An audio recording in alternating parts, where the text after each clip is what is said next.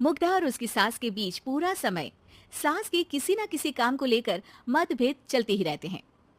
बहू, ओ बहू, जरा चाय बना दे। मुग्धा चाय लेकर आती है। ये लीजिए, और कुछ चाहिए? अरे नहीं, बस चाय पीने का मन था। जाओ तुम दूसरा काम करो। चाय पीने के थोड़ी देर बाद सास दोबारा मुग्धा को आवाज लगाती है। अरे बहू रे, आओ बहू, जरा हलवा तो बना दे, मीठा खाने को मन हो रहा है।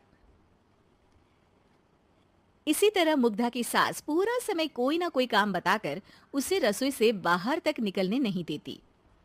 कभी चाय, कभी हलवा, कभी पानी तो कभी दूध, हर समय खाने को चाहिए। और उसके लिए अपने हाथ पर बिल्कुल नहीं हिलाने। परेशान किया हुआ है इन्होंने।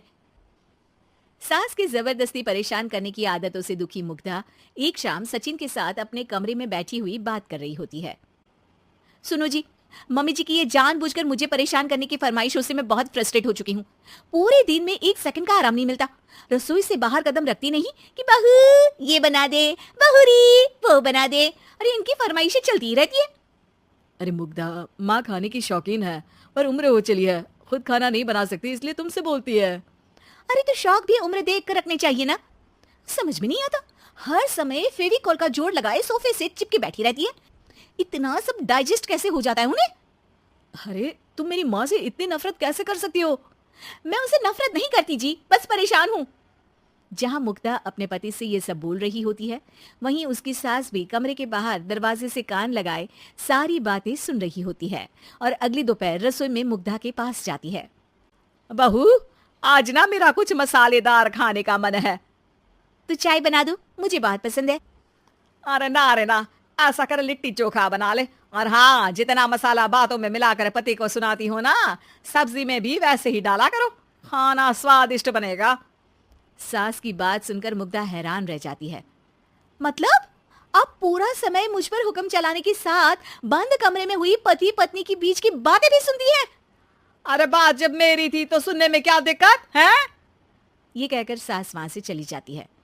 अरे अब तो हद पार हो गई, इस तरह से तो ये मेरा जीना मुश्किल कर देंगी। मुग्धा सास की हरकतों से परेशान उसका हल सोचने लगती है और इसी तरह कुछ दिन बीत जाते हैं, जिसमें सास का जन्मदिन आता है। मुग्धा बहुत खुशी के साथ अपनी सास को एंड्रॉइड मोबाइल गिफ्ट करती है।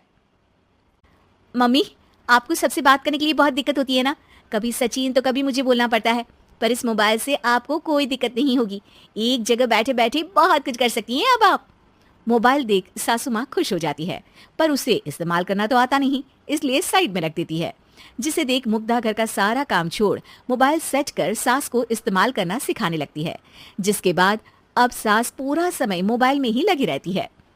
हाय, जब से मम्मी को मोबाइल मिला है मेरी लाइफ में कितनी शांति आई है। अच्छा है, इसी तरह बिजी रहे तो मैं भी सुकून की जिंदगी जी पाऊंगी। अब मुग्धा जब मन करे काम करना, जैसा चाहे वैसा खाना बनाकर खाना, पूरा समय रिलैक्स और खुश रहने लगती है। क्या बात है, आजकल तुम बहुत चहक रही हो। अरे मम्मी जी से छुटकारा जो मिला है, अब ना फरमाइशें ना छुप छुप कर बातें सुनना। अच्छा, तो मोबाइल गिफ्ट करने की ये स्कीम थी। इसी तरह दिन बीतते हैं और अब मोबाइल पर लगी सास फरमाइशों की जगह सवालों के लिए बहू को आवाजें लगाना शुरू कर देती है। अरे बहू सुन तो, देख जरा किसी का फोन क्यों नहीं मिल रहा? रिचार्ज खत्म हो गया है, पर अभी 4 दिन पहले ही तो मैंने किया था, इतनी जल्दी कैसे खत्म हो गया?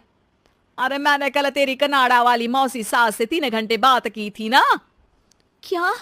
इतना महंगा तो मोबाइल भी नहीं आया जितना महंगा इसका रिचार्ज पड़ रहा है। इसके बाद तो जैसे मुग्धा के दिन के 24 घंटे में से 20 घंटे सास के पास उनके मोबाइल रिलेटेड प्रॉब्लम सॉल्व करने की ड्यूटी ही बन जाती है। अरे मुग्धा, ये मोबाइल में अचानक तेरी मौसी सास की शक्ल क्यों दिखने लगी? और ये तो हिल भी रही है।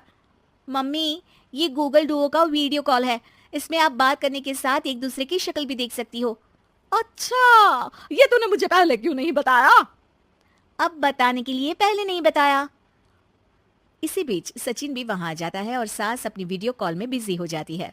क्यों, सास बहू में क्या गपशप चल रही है? इसे गपशप नहीं, दिमाग का दही होना बोलते हैं। पर तुम तो मम्मी को मोबाइल देकर बहुत खुश थी, फिर क्या हुआ? हाँ, उसका सुकून भी कुछ ही दिन मिला। अब घर के टंटे खत्म हुए तो मोबाइल की टिंग टिंग शुरू हो गई। देखो भाई, कुछ पाने के लिए कुछ खोना तो पड़ता है।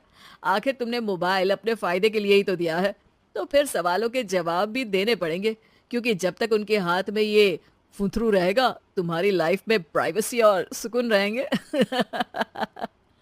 हम्म, कहने का मतलब है अगर इससे प्यार बढ़े तो दाग अच्छे हैं। अरे मुझे पहले दिन से ही पता है मोबाइल किस मकसद से दिया गया है। भूलो मत, इससे पहले मैं बातें ही सुनती थी।